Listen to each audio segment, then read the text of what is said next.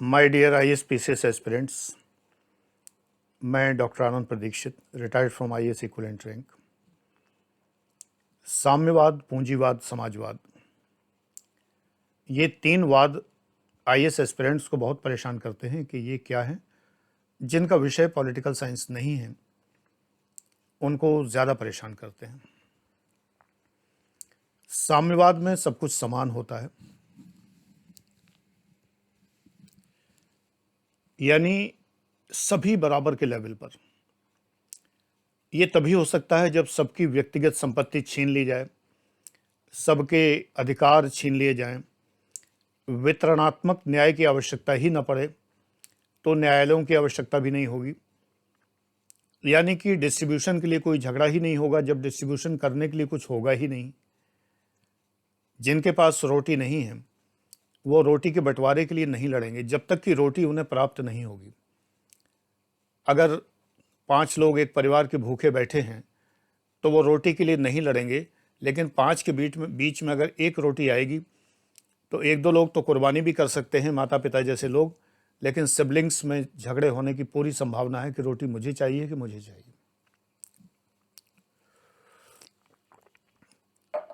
यानी वितरण करने के लिए एक न्याय व्यवस्था की आवश्यकता पड़ती है, एक संविधान की आवश्यकता पड़ती है, एक विधि की आवश्यकता पड़ती है अगर वितरण करना है तो।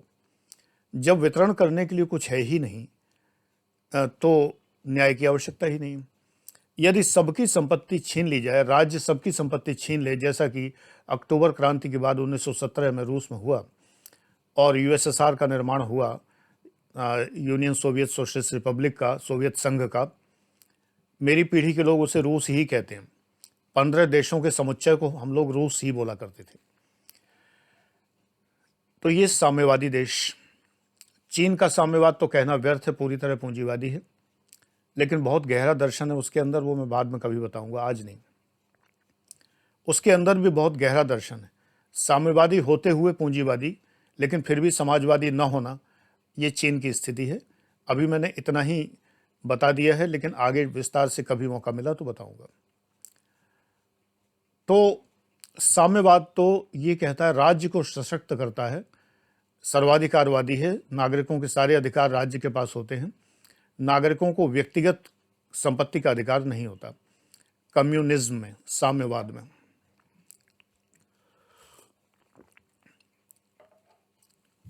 प्लेटो का साम्यवाद यह था कि परिवार का भी अधिकार नहीं है।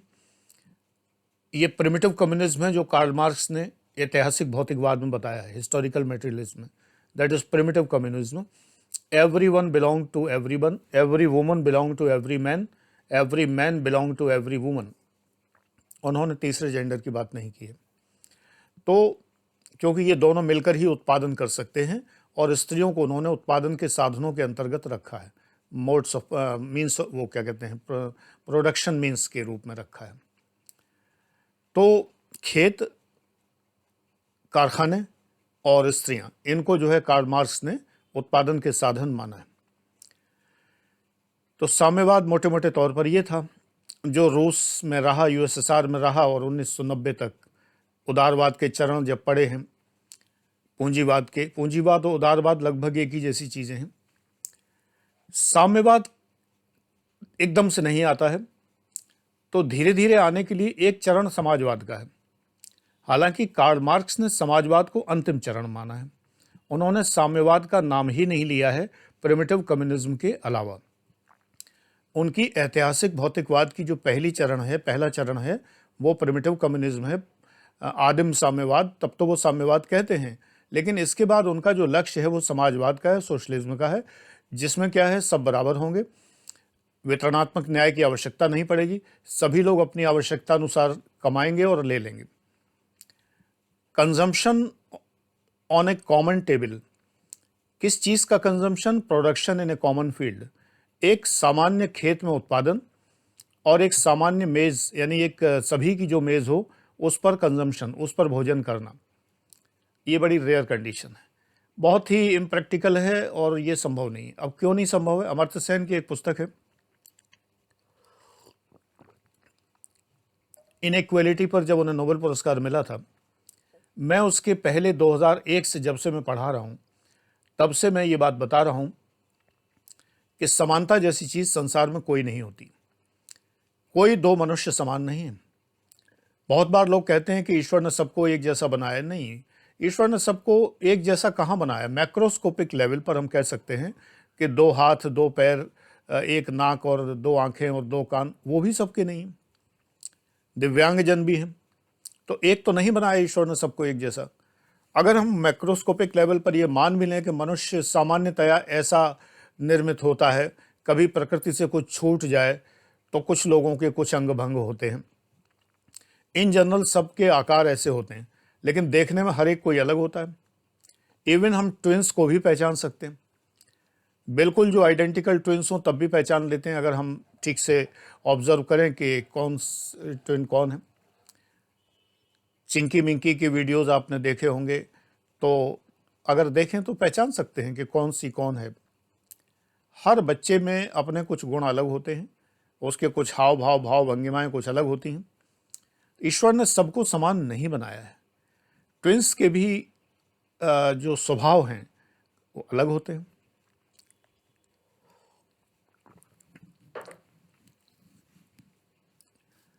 ऐसे में ये कहना कि ईश्वर ने सबको बराबर बनाया है, गलत है। ये कुछ ऐसे सिद्धांत हैं जो यूं ही बन गए हैं, कोई कभी विचार ही नहीं करता कि उनको वेरीफाई करे कि सिद्धांत गलत है। ईश्वर ने नहीं बनाया। ये राज्य की जिम्मेदारी है कि जो लोग गैर बराबर पैदा हुए हैं उनको बराबर करे। जैसे बच्चे बाहर से आए, एक कहीं पर कोई समारोह हो रहा है, प्रसाद बट रहा है। मान लो किसी घर के 3 बच्चे हैं और तीनों बच्चे उस समारोह में गए। किसी को समारोह के आयोजक ने 2 केले पकड़ा दिए, किसी को 1 संतरा पकड़ा दिया, किसी को 1 आम पकड़ा दिया। तीनों बच्चे घर आए तो अब इसका वितरण होना बड़ा मुश्किल है। एक बच्चे का निगाह आम पे लगी हुई है जिसके हाथ में केला है, जिसके हाथ में वो दोनों पे निगाह लगी हुई है, कुछ और है। लड़ने में लगे हुए, मैं लूंगा मैं लूंगा। अब बच्चे कहते हैं कि नहीं, ये मैं लाया था। यानी कि जो पोजेशन है वो कहां से पैदा होता है? परिश्रम से। पूंजी कहां से पैदा होती है? श्रम से। वो वहां गया था, चल कर गया था, जाने का परिश्रम किया था, लाइन में लगा था, हाथ उछाल उछाल के मांगा था। उस परिश्रम के एवज में उसको केले मिले, किसी को संतरा मिला, किसी को आम मिला। ये उनके हैं। ये मेरा है का भाव कहां से पैदा होता है? यदि मैंने उसके लिए परिश्रम किया, चाहे चोरी ही क्यों ना की हो। चोरी भी सिद्धांततः एक परिश्रम है। कोई देख ना पाए, पिटाई ना हो पाए, बच जाए, पुलिस ना पकड़ ले, परिश्रम ही। डकैती भी परिश्रम है। क्या जो लोग डकैती से माल लेके आते हैं, क्या वो उसको किसी को भी बांट देते हैं? कहानियों में होता है। उनका भी पोजेशन है कि ये मेरा है। जो टैक्स चोरी करके लाला पैसा कमाता है तो वो उस पैसे को अपना ही मानता है। ये नहीं कहता राष्ट्र का पैसा है, राष्ट्र का टैक्स है, उसको मैंने चोरी किया था, बिक्री कर चोरी किया, जीएसटी चोरी किया तो राष्ट्र के नाम कर। अरे यही करना होता तो टैक्स दे देता। परिश्रम नैतिक और अनैतिक होना अलग बात है। एक चीज होती है, मैक्स वेबर ने कहा है कि ऑब्जेक्टिव फैक्ट होता है। ऑब्जेक्टिव फैक्ट है परिश्रम, और सब्जेक्टिव रियलिटी उसको बनाती है अनैतिक परिश्रम या नैतिक परिश्रम। मर्टन ने और पार्सन्स ने इस पर बहुत कुछ कहा है। सांस्कृतिक लक्ष्य के लिए सांस्कृतिक ढंग से किया गया प्रयास किसी भी परिश्रम को नैतिक बनाता है। सांस्कृतिक लक्ष्य के लिए असांस्कृतिक तरीके से किया गया कार्य उस परिश्रम को अनैतिक बनाता है। और जब कुछ नहीं पता होता तो वो क्रांति होती है। बाद में देखा जाता है कि ये नैतिक था या अनैतिक था। क्रांतिकारी वर्तमान सरकार के सामने अनैतिक होगा, लेकिन अगर क्रांतिकारियों की सरकार बन गई तो वही उसको शहीद कहा जाएगा, नैतिक कहा जाएगा। भारत के जो वीर शहीद हैं हमारे, अंग्रेजों की निगाह में अनैतिक कार्य कर रहे थे, इलीगल कार्य कर रहे थे, तभी तो उनको जो है जेल भेजा गया, फांसी चढ़ाया गया। लेकिन आज वो हमारे लिए पूज्य हैं। वही लोग उसी काम के लिए पूज्य हैं हमारे लिए। उनके लिए अनैतिक कार्य करने वाले थे, आतंकवादी थे। कुछ पुस्तकों में आज भी ये बात लिखी है और ये शर्म की बात है कि ये लिखा नहीं होना चाहिए। वीर सपूतों को, वीर शहीदों को आतंकवादी शब्द नहीं इस्तेमाल करना चाहिए। और उसी महान एनसीईआरटी में ये बातें पाई जाती हैं। आगे चलते हैं।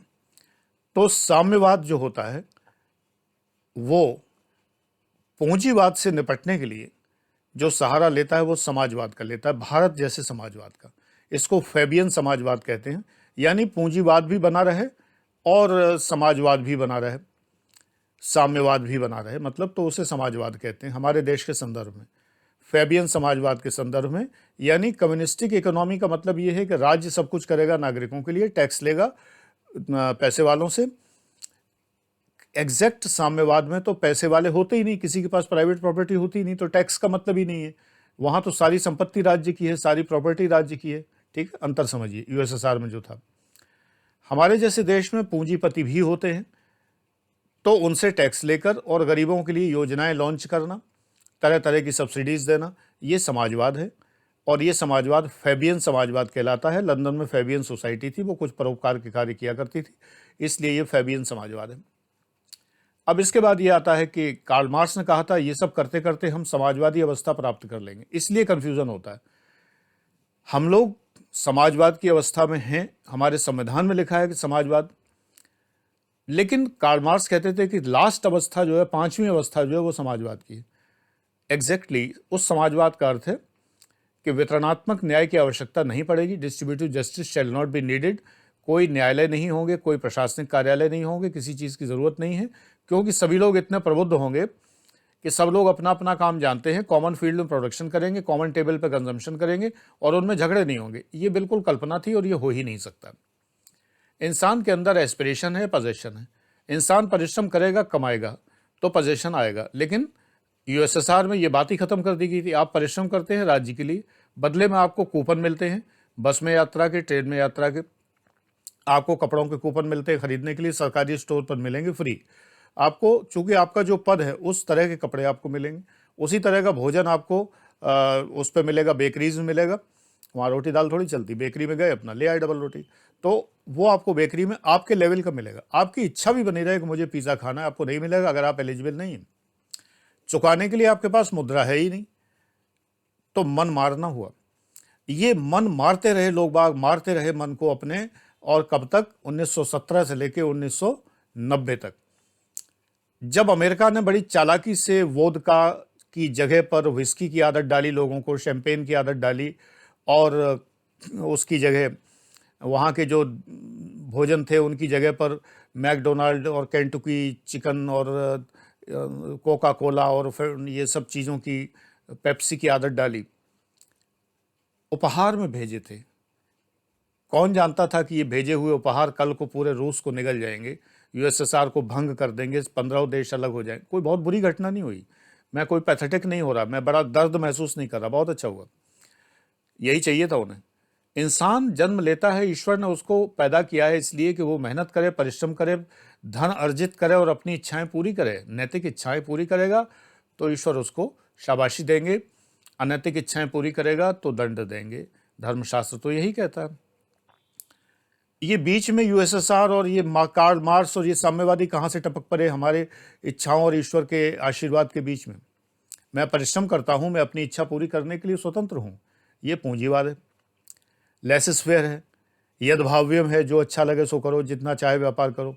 हमारा देश दोनों के बीच में उलझा हुआ है और ये उसकी मजबूरी भी है। वर्तमान सरकार पूंजीवादी रुख की सरकार है। पिछली सरकार, कांग्रेस की सरकार जो थी, वो समाजवादी रुख की सरकार थी इंदिरा गांधी के ज़माने से। नेहरू जी के ज़माने में तो भारत निर्मित हो रहा था, लेकिन इंदिरा गांधी जी के ज़माने से जो है समाजवादी रुख आया, उन्हीं ने समाजवाद शब्द डाला। अमर्त्य सेन कहते हैं इनइक्वालिटी इज इनएविटेबल, असमानता अपरिहार्य है। असमानता तो होगी होगी। मैं ज़्यादा मेहनत कर रहा हूँ, ज़्यादा कमा रहा हूँ, तो फिर मैं ज़्यादा खर्च ना करूँ। यदि मैं कमाऊँ और सारी कमाई राज्य की होगी, एवरीथिंग बिलोंग्स टू स्टेट। एक परिवार है जिसके मुखिया लाला जी है, पगड़ वगड़ बांधे हुए, बड़ा सा, वो जो देखते हैं ना लाहौर पेशावर के लाला जी सीरियलों में, और बड़े दबंग होते हैं, तो वो जो है पूरे परिवार में 4 लड़के हैं और वो अपनी अपनी दुकानों पे पैसा कमाते हैं। लाला जी पूरा पैसा ले लेते हैं, अपने पास रख लेते हैं। तो साम्यवादी व्यवस्था तो ये, पूरा पैसा रख लेंगे और उनको जो है जेब खर्च के लिए कुछ पैसा दे देते हैं। एक लड़के की दुकान चलती है, वो लाखों रुपया महीना कमाता है, एक की नहीं चलती, 10,000 5,000 कमाता है, एक के बीच में है। लेकिन लाला जी सबको चवन्नी देते हैं रोजाना खर्चा करने के लिए। ये गलत है। जो ज़्यादा परिश्रम कर रहा है उसको रिवार्ड ज़्यादा मिलना चाहिए। पूंजीवादी व्यवस्था ये यदभाव्यम, जो अच्छा लगे, लेसिस फेयर। तो ये सिस्टम जो है ढह गया पूरा यूएसएसआर का। 15 देश अलग हो गए दोबारा, हालांकि 12 ने मिलकर फिर एक प्रयास किया और सीआईएस बनाया, कॉमनवेल्थ कंट्रीज का जो एक संघ बनाया,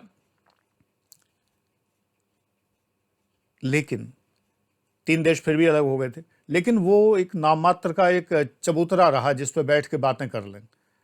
वो कॉन्फेडरेशन नहीं बना, फेडरेशन नहीं बना, नेशन नहीं बना। ये सब बातें मैं बता चुका हूं, वो वीडियो तो अब हिडन हो गए। तो ये जो असमानता है यही प्रगति की परिचायक है। बहाव कब होगा और ठहराव कब होगा? एक झरना बह रहा है, सुंदर मनोरम प्राकृतिक दृश्य है, पानी के कण उड़ रहे हैं, चारों तरफ पर्यटक इकट्ठे हो रहे हैं, अर्थव्यवस्था को भी बूम मिल रहा है। वो झरना जो बह रहा है, क्यों? क्योंकि पानी का एक लेवल ऊपर है, एक नीचे है, ऊपर से पानी नीचे बह रहा है। गति तभी होती है, वोल्टेज तभी होता है कि एक तार फेज है, एक न्यूट्रल है, एक तार प्लस है, एक माइनस है, तभी प्रवाह होता है। बिजली का प्रवाह कब होगा? अगर सेल में एक प्लस है जो 1.5 वोल्ट पर है और दूसरा माइनस है, तो प्लस माइनस है तो धारा बह रही है, और दोनों का वोल्टेज सेम हो गया तो धारा नहीं बहेगी। यदि सब समान हो गए तो लोगों में उत्साह खत्म हो जाएगा कमाने का। क्यों कमाएंगे? तुरंत तुम्हारे मन में आना चाहिए तो चीन में कैसे हो रहा है? इसीलिए तो चीन में पूंजीवाद है, साम्यवाद कहने भर का है। अगर हमारी इच्छा ही खत्म हो गई, हम जानते हैं कि हमें मिलेगा ही नहीं कुछ। इंदिरा जी के ज़माने में उनका बस नहीं चला, नहीं देश को यूएसएसआर में शामिल कर देती, उसी का एक भाग हो जाती, 16वां देश इंडिया हो जाता। क्योंकि इनकम टैक्स 93% तक तो मैंने देखा है। 1 करोड़ कमाने वाले को 93 लाख रुपया इनकम टैक्स देना पड़ता था जी के समय में। चाचा की बिटिया है ना, नेहरू चाचा की। 93 लाख सरकार ले लेगी, भैया हम काय को कमाएंगे 7 लाख के लिए, करोड़ रुपया क्यों कमाएंगे? सारा इंफ्रास्ट्रक्चर डेवलप करेंगे। और ये तो इनकम टैक्स था, इसके अलावा और भी टैक्सेस थे। अब तो जीएसटी एक टैक्स है कहने भर को, लेकिन इतना बड़ा भारी टैक्स है जिसकी कोई सीमा नहीं है। पैटर्न वही है, राजा नहीं बदलता कभी भी, राजा का सिद्धांत नहीं बदलता कभी भी। वाद बदलते रहेंगे लेकिन राजा राजा रहेगा, प्रजा प्रजा रहेगी। आज भी व्यापारी जी तोड़ मेहनत करता है लेकिन उससे भरपूर टैक्स लिया जाता है, इतना लिया जाता है जिसकी कोई सीमा नहीं है, और हमारे पास कहीं कोई जस्टिफिकेशन नहीं है कि वो पैसा कहाँ खर्च होता है। इसका कोई स्पष्टीकरण नहीं मिलता है कि आखिरकार इतना जाता कहाँ है, ये नहीं मिलता। मैं उत्तर दे सकता हूँ इसका, कहाँ जाता है। सरकार दे ना दे, सरकारी अफसर रहा हूँ तो दे सकता हूँ, और वो बिल्कुल जस्टिफाइड है, सरकार सब करती है। लेकिन उस टैक्स को कौन ले जाता है? घूसखोर भ्रष्ट अधिकारी, भ्रष्ट टैक्स चोर लाला और तमाम सारे अनैतिक कार्य करने वाले लोग। सरकार के उद्देश्य, सरकार सदैव एक सी रहेगी, सरकार चाहे किस पार्टी की हो, हर सरकार के उद्देश्य अच्छे होते हैं, जनहित के लिए होते हैं, वो बदलते नहीं कभी भी, मैक्रोस्कोपिक लेवल पर सेम होते हैं। लेकिन क्या होता है कि हर युग में भ्रष्ट लाला रहे हैं। कल मैं बच्चों को बता रहा था कि आज हम कहते हैं कि कोविड की वजह से ये तमाम कालाबाजारी है और सरकार को कोसते नहीं थक रहे हैं, सरकार को तमाम आलोचना कर रहे हैं। वो बात अलग है, वोट उन्हीं को देते हैं हम लोग, मैं तो देता ही नहीं किसी को, क्योंकि सब एक से हैं, कोई फ़र्क नहीं है, सब आदरणीय हैं, सम्माननीय हैं, क्योंकि हमारे लिए बहुत कुछ करते हैं, उन्हीं की वजह से हम लोग जिंदा हैं। तो लेकिन वोट नहीं देता मैं, क्योंकि ये उनका कार्य है, हमारे वोट से कुछ नहीं होता। एनीवे, तो आज सब लोग सरकार को जो तमाम कहते रहते हैं कि उनकी नीतियों की वजह से आज इतनी कालाबाजारी, अरे कालाबाजारी उनकी नीतियों से हो रही है, आपके संस्कारों की वजह से हो रही है। हमारे आपके संस्कार हैं, हमें आपको भेजा ही गया कमाने के लिए। आईएएस पीसीएस की तैयारी इतना 10-12 लाख लोग क्यों करते हैं भैया? बड़े करोड़पति होना है, कोठियां बनवानी है, बड़ी बड़ी गाड़ियों में चलना है, ये इसलिए सिंपल। आप क्यों बनना चाहते हैं? हृदय में टटोल के देखिए, झांक के देखिए, क्यों बनना चाहते हैं आईएएस पीसीएस? कमाई सबसे पहला कारण है। 1-8% में कहीं ये कि शक्ति के लिए, और 1% के भी सैकड़ों हजारों हिस्से में कुछ लोग हैं, जो कुछ 100 लोग होंगे जिनके मन में ये होगा कि हम जनता को अपने शासन में, जो हमारे ज़िले के लोग होंगे, जहाँ का मैं अधिकारी होऊंगा, उनको मैं प्यार से पेश आऊँगा। ऐसे लोग टिकते भी नहीं हैं, मेरी तरह थोड़े दिनों में सिस्टम से बाहर आ जाते हैं। मैं तो बहुत टिका रहा, 23 साल नौकरी कर ली, खुद ही छोड़ दिया सिस्टम। क्योंकि सिस्टम इतना करप्ट है चारों तरफ।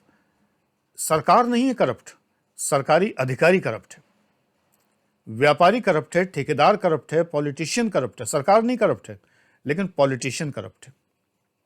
और इन सबको करप्ट बनाने का पूरा जिम्मा किसने लिया है, पूरा जो श्रेय है वो किसको जाता है? द क्रेडिट गोज टू संविधान में जिसका नाम लिखा हुआ है, जिसने भारत का संविधान बनाया। डॉक्टर अंबेडकर नहीं। भारत का संविधान किसने बनाया? उद्देशिका पढ़िए, प्रेमबिल पढ़िए। We the people of India, हम भारत के लोग इस संविधान को निर्मित, अधिनियमित और आत्मार्पित करते हैं। निर्मित कौन करते हैं? हम भारत के लोग। दोषी हम हैं, मी एंड यू। हम सब लोग दोषी हैं जो पॉलिटिशियन को करप्ट बनाते हैं, नेता को करप्ट बनाते हैं, डॉक्टर को लालची बनाते हैं, इंजीनियर को लालची बनाते हैं, किसी को भी हम भ्रष्ट या लालची बनाते हैं, मुनाफाखोर बनाते हैं, जमाखोर बनाते हैं। ये काम करने वाले हम हैं, और हम ही इस कैटेगरी में, हम ही व्यापारी हैं, हम ही डॉक्टर हैं, हम ही इंजीनियर हैं, हम ही पॉलिटिशियन हैं, हम ही आईएएस पीसीएस हैं, हम ही लोग तो हैं। सरकार तो एक संस्था है। संस्था का उद्देश्य सदैव पवित्र है। सदन में बैठकर, संसद में बैठकर कोई नीति अनैतिक रूप से पास नहीं होती किसी भी सरकार के ज़माने में। हर नीति पवित्र उद्देश्य लेकर आती है, लेकिन वही नीति फेल होती है इसलिए क्योंकि हम भारत के लोग मिलकर उसको फेल करने में लग जाते हैं। वो तो कठोर अगर और थोड़ी सी तानाशाही प्रवृत्ति का अगर प्रधानमंत्री है तो वो हमारे ऊपर लगाम लगा सकता है, हमारे लालच पर प्रतिबंध लगा सकता है। और ऐसी पावर या तो इंदिरा जी में थी और उससे कहीं ज्यादा मोदी जी में, बहुत ज्यादा। वो गुस्सा होकर तानाशाही करती थी, मोदी जी को देख के लोग डरते हैं। लोग बहुत डरते हैं। 8 बजे तो बहुत डरते हैं शाम को लोग ये तो खैर मजाक है, लेकिन वो बड़े प्यार से, हमारे घर के बड़े बुजुर्ग की तरह इतने प्यार से बोलते हैं और हृदय से बोलते हैं। ये नहीं कि कोई फरेबी तरीके से बोलते हैं, हृदय से बोलते हैं, तो लोग मानने के लिए बाध्य हो जाते हैं। आलोचना भी करते रहते हैं, करने दो, आलोचना दुनिया करती है। अच्छा कार्य करिए तो आलोचना होती है। तो इस वक्त की जो नीतियां हैं वो वही हैं जो होनी चाहिए। लालची, चालाक, भ्रष्ट, जमाखोर हम लोग हैं। ये सरकार का दोष नहीं है।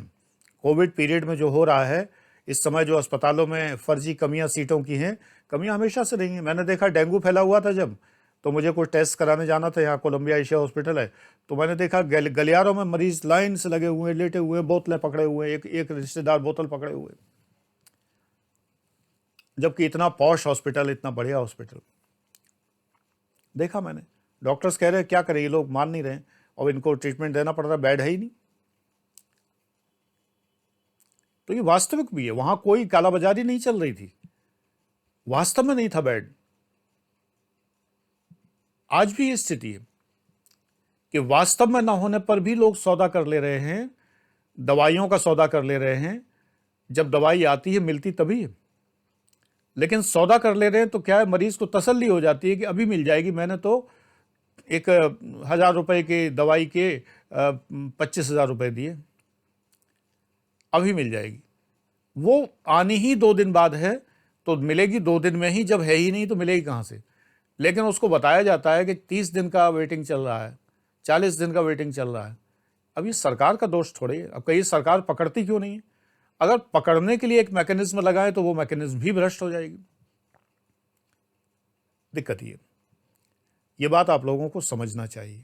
सरकार पर दोषारोपण न करके अगर फेस मास्क लगाएं, भीड़ से दूर रहें, अगर तमाम सारे समारोहों में शामिल ना हो, और जो ये उत्सव प्रियता है जरा कुछ दिन के लिए स्थगित कर लें, लोगों से मिलना जुलना कुछ दिन के लिए बंद कर लें। मुझे आश्चर्य होता है, आज भी मुझसे लोग पूछते हैं ऑफलाइन क्लास करना था। अरे सारी दुनिया ऑनलाइन हो गई, इन्हें ऑफलाइन की पड़ी है। चक्कर ये है ना, और कुछ नहीं, इन्हें कोई मिल नहीं रहा। ऑफलाइन में ढूंढेंगे, कोई गर्लफ्रेंड मिल जाए, कोई बॉयफ्रेंड मिल जाए। ये ढूंढने के लिए आ रहे हैं, ये खोजी है। ये पढ़ने वाले स्टूडेंट नहीं है। अरे पढ़ने वाला तो ऑनलाइन पढ़ रहा है, बड़े आराम से पढ़ रहा है। सारी दुनिया ऑनलाइन है, क्वेरी आ रही है, ऑफलाइन क्लास नहीं चल रहा है सर। अच्छा नहीं, हमें तो ऑफलाइन करना था। इन्हें ऑफलाइन क्यों करना था मुझे बहुत अच्छे से पता है। कौन सा कंपटीशन होता है offline class? It's absurd and foolish. कोई कंपटीशन नहीं होता। मैंने किसी से कंपटीशन नहीं किया और हमेशा विजयी हुआ हूं। मुझे क्या मतलब है कि मेरा पड़ोसी को ये आंसर नहीं आ रहा तो मैं खुश हो जाऊं कि जो मैं डेस्क पे बैठा हुआ हूं, क्लास में बैठा हूं, तो मेरे पड़ोस में इसको भी नहीं आया, उसको भी नहीं आया, उसको मुझे भी नहीं आया। बड़ी अच्छी बात। अरे मुझे नहीं आया, मैं फेल होऊंगा, उनको नहीं आया, वो फेल होंगे। वो असाइनमेंट नहीं कर रहे हैं, पूरा क्लास असाइनमेंट नहीं कर रहा है, तो मुझे केवल इसलिए तसल्ली है कि पूरा क्लास नहीं कर रहा है। ऑफलाइन क्लास में लोग ये सोचते हैं कि कंपटीशन है, एक तसल्ली रहती है, कोई भी नहीं पढ़ रहा है तो मैं भी नहीं पढ़ रहा हूं। अरे भाई, बुद्धि से काम लीजिए। आप करेंगे तो आप निकलेंगे, वो नहीं करेंगे, लेट देम लीव, उनको अपने भाग्य पर छोड़िए। ये कंपटीशन क्या होता है? अरे जिले की इतनी ऊंची कुर्सी कोई कंपटीशन से थोड़ी हासिल होती है। दूसरों को देख के कि तुम कहां, तुम कहां, तुम कहां, इससे नहीं होती। मैं कहां, इसको देखकर होती है। ये विशुद्ध पूंजीवाद है। मुझे अपनी पूंजी संवर्धन करना है कि मुझे दुनिया में देखना है कि वो झुग्गी में रह रहा, वो फलाने में रह रहा, वो 2 BHK में रह रहा, वो 3। अरे मुझे अपना पैसा बढ़ाना है तो मैं अपना बढ़ाऊंगा। यही थॉट होता है। पूंजीपति कोई निर्धनों से कंपैरिजन करता है। जो नहीं पढ़ रहे हैं वो निर्धन है। तुम पूंजीपति हो, तुम पढ़ रहे हो, तुम सफल हो गए। साम्यवाद क्या है? ना हम पढ़े ना तुम पढ़ो, सब अंगूठा छाप। समाजवाद क्या है? तुम कम पढ़ रहे हो, हम ज्यादा पढ़ रहे हो, वो बहुत ज्यादा पढ़ रहा है, वो बहुत ज्यादा पढ़ रहा है। सब तरह के लोग मौजूद हैं। सरकार न पढ़ने वालों को स्कॉलरशिप दे रही है, भाई पढ़ो पढ़ो पढ़ो। वो कह नहीं पढ़ेंगे, अरे पढ़ लो, अरे बेटा पढ़ लो, अरे बेटा पढ़ लो। नहीं पढ़ेंगे, हमसे नहीं पढ़ा जाता। पूंजीवाद हो, लात मार देगा, कहेगा नहीं पढ़ा जाता, गो टू हेल। मैं कोई ठेका ले रखा है कि पढ़ाने के लिए तुम्हें स्कॉलरशिप दूं और सब्सिडी दूं और किताबें भी फ्री दूं और ये भी दूं? पूंजीवाद होगा, वो ये करेगा। तब बिलबिला के पढ़ेगा कि नहीं पढ़ेंगे तो मर जाएंगे, सर्वाइवल ऑफ द फिटेस्ट। यहां मनौने ले रहा, नखरे ले रहा है, हम नहीं पढ़ेंगे, हमें और चाहिए। This is socialism. कम्युनिज्म ये है कि ना हम पढ़े ना तुम। हमारे यहां कहावत कही जाती थी, बाप पढ़े ना हम। कोई नहीं पढ़ा, सब अनपढ़ बैठे हुए हैं, इसलिए कि अनपढ़ों पर शासन करने के लिए एक पढ़ा लिखा आदमी सरकार में बैठा है, वो शासन कर रहा है। ये साम्यवाद था, कम्युनिज्म, सो कॉल्ड महान communism. I hate it. I hate socialism. जो योग्य नहीं है उनको मुफ्त का खिलाना बिल्कुल सपोर्टेड नहीं है। आप एग्जाम में लिखिए, धड़ल्ले से ठोंक के नंबर मिलेंगे आपको। जो योग्य नहीं, ये नहीं कि हम उसका इतिहास देखें वो क्यों योग्य नहीं है। योग्य नहीं है, ओके, किनारे हो जाओ। योग्य है, आइए, पास हो गए, आइए। ये पूंजीवाद है, पूंजीवाद। लेकिन पूंजीवाद की बड़ी बुराइयां हैं। असली विलन कौन है? इंसान की बुरी प्रवृत्तियां, चाहे जो वाद हो। पूंजीवाद की इतनी बुराइयां हैं जिसकी कोई सीमा नहीं। कोई एक वीडियो पूरे पूंजीवाद को धोने के लिए बनाऊंगा। जो पेड क्लास में वो लोग बहुत अच्छे से जानते हैं। जब मैंने बॉडेलार्ड पढ़ाया है, पोस्ट मॉडर्निस्ट थिंकर्स पढ़ाए हैं, जेमेसन पढ़ाया है, तमाम सारे लोग पढ़ाए, डिटेल में पढ़ाए हैं भाई, जीएस के 4th पेपर में पढ़ाया है, तब पूंजीवाद को धोया है। मैं तो एक ही वाद में विश्वास करता हूं, परिश्रमवाद।